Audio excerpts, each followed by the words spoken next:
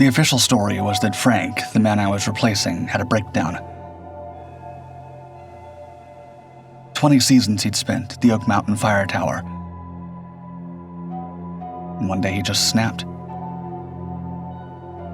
The whispers I heard from the other rangers told a different story.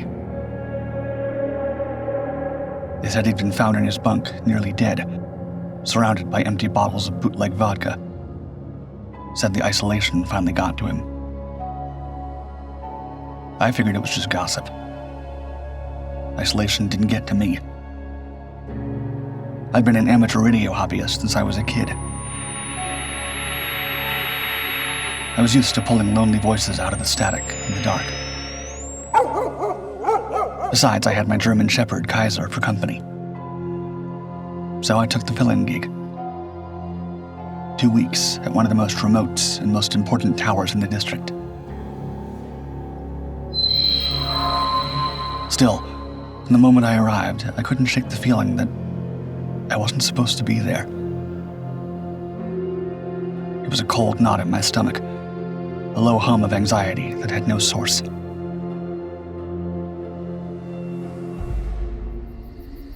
After the sun had crawled behind the peaks, the profound quiet of the wilderness set in. It was a heavy, pressing silence, the kind that makes you aware of your own heartbeat. I went to fire up the old Hallicrafter's shortwave radio in the corner, a beautiful vintage machine. That's when I found the first odd thing. The dial was already set, tuned to a specific, unusual frequency. Frank was meticulous. He wouldn't just leave a radio humming. Why would he leave it like that? I reached to change it, but then a sound came through. It was 3 soft, melodic chimes. An interval signal. Then a voice. Female. Calm. With a slight Russian accent. Spoke with a chilling flatness.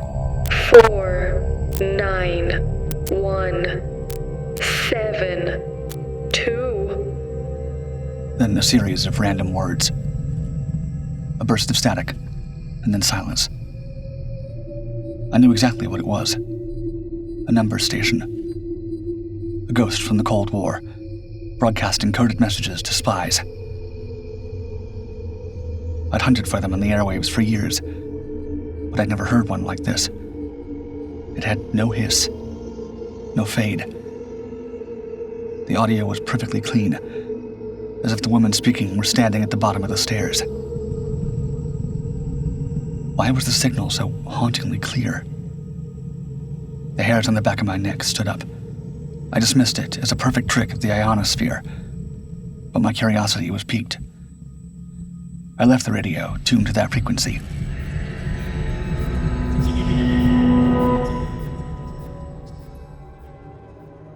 As I scanned the horizon one last time before bed, I saw a flicker of light in the deep woods. Camper, probably. Rare out here, but not unheard of. Still, I had to ask myself, what were the chances?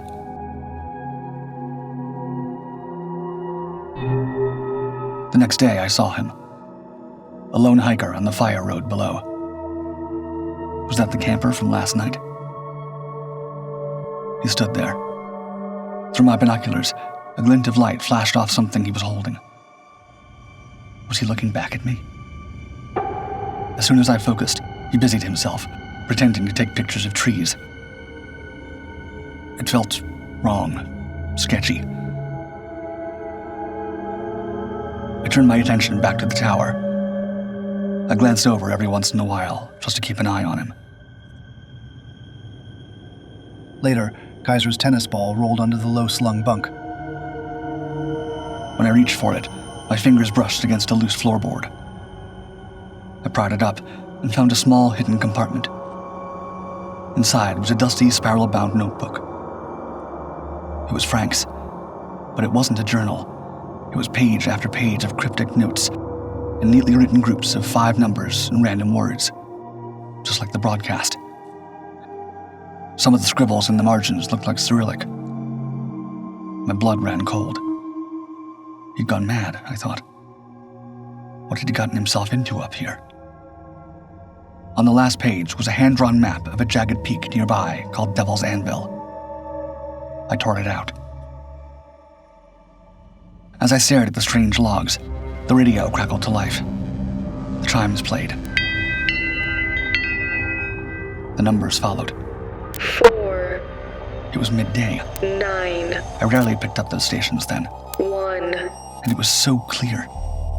7, I was on edge, but for what? 2, If I called it in, I'd sound like the crazy new guy. I tried to shake it off. I packed a lunch and headed down to the lake with Kaiser. On the trail, I passed the hiker. I gave him a friendly hello. All I got back was a strained, tight-lipped smile and an odd, jerky wave.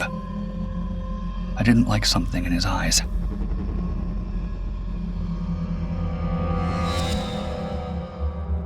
When I returned to the tower an hour later, something felt wrong. A water jug was moved an inch to the left. The logbook on the desk was open to a different page. It was subtle, but I knew. My stomach dropped. Someone had been inside. Was I losing my mind? Or had someone really been in here? That was it. I had to report the camper. I grabbed the Forest Service VHF radio. I keyed the mic. Nothing. The radio seemed to work, but it wouldn't reach dispatch. It was dead. How was that possible? A wave of pure paranoia began to crawl up my spine.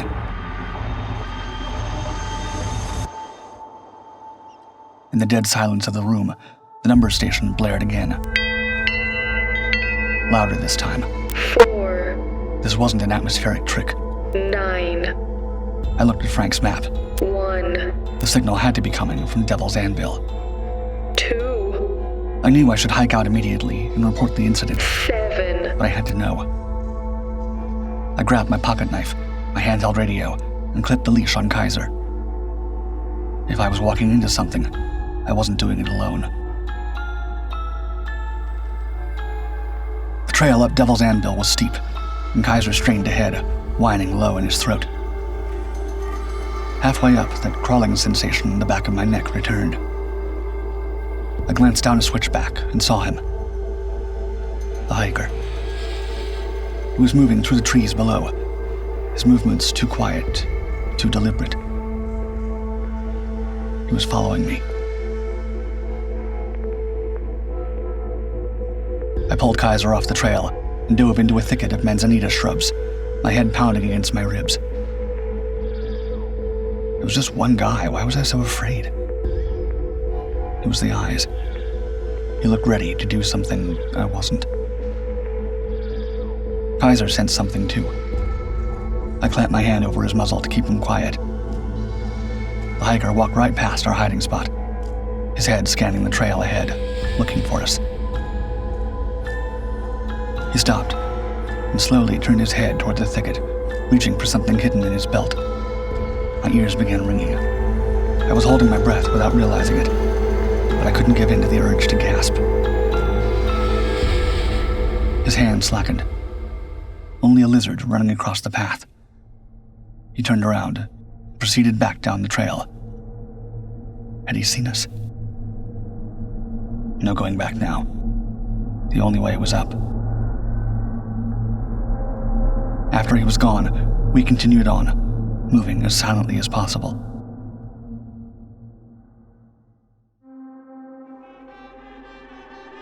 Near the summit, hidden behind a jagged cluster of boulders, I discovered a radio relay. A small camouflage box anchored deep into the rock, with a long, narrow Yagi antenna protruding from its side.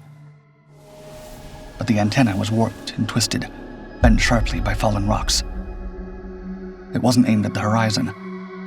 It pointed straight back at my tower. The panel bore fresh tool marks. Someone had been here recently.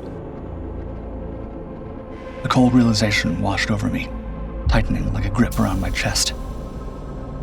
The summit wasn't the source of the broadcast. It was a reflection. The broken antenna acted like a mirror, redirecting the signal straight back to where I'd started. The broadcast came from the tower itself. But why? And more unsettling, who had set this up? I had to get out. We raced back down a narrow trail that skirted a steep drop-off. I rounded a sharp corner, and he was there. The hiker, blocking the path, holding a heavy wrench, his head smudged with graphite. He said nothing. "Stay back," I warned, my voice shaking. "Kaiser's trained. He will attack on my command." I made the dog lie down, a coiled spring of muscle ready to launch. The man ignored me. He shifted his weight, raising the wrench to swing. Just as I was about to scream the command, my handheld radio, still clipped to my belt, exploded with sound. The 3-chime interval tone blasted at a deafening volume, amplified by the relay's proximity. The man flinched. His heel caught the loose scree at the trail's edge, and he slid, his legs going up from under him. He didn't go over the edge, but it gave me the opening I needed. I scrambled past the space where he'd been standing, not daring to look back. I didn't wait. I bolted back to the tower, the truth hitting me. Frank hadn't been listening to a ghost from the Cold War. He'd been maintaining it. The room was ransacked, far worse than before. The trapdoor in the floor was wide open, more boards pried up around it, the pole ring smudged with fresh, oily prints. Thin coaxial cables and scraps of wire were all that remained. Something had been under my floor for days. Now it was gone. Now they knew I had discovered what they were hiding. I had to get out of there.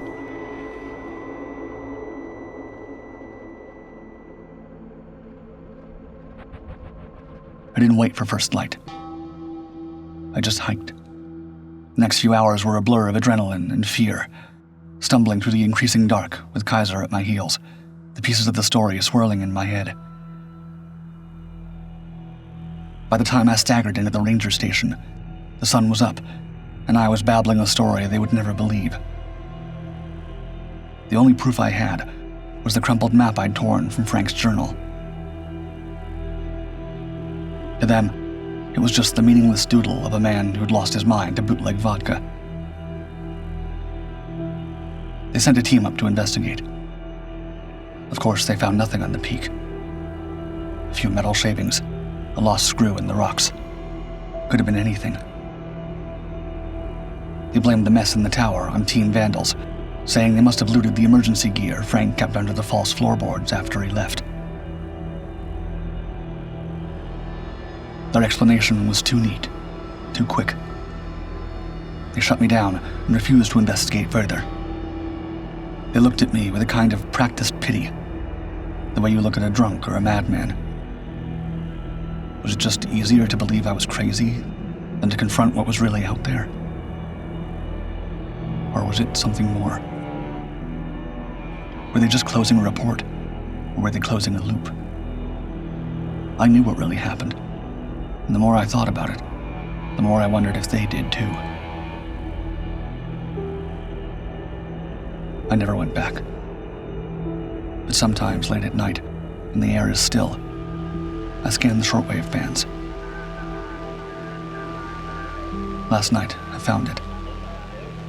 The same 3 chimes, the same crystal clear signal. Then a voice, 4, low and gravelly, 9, read the numbers. 1, 7, 2. At the end of the coded message, the voice added something new. 3 words. Devil. Anvil. Kaiser.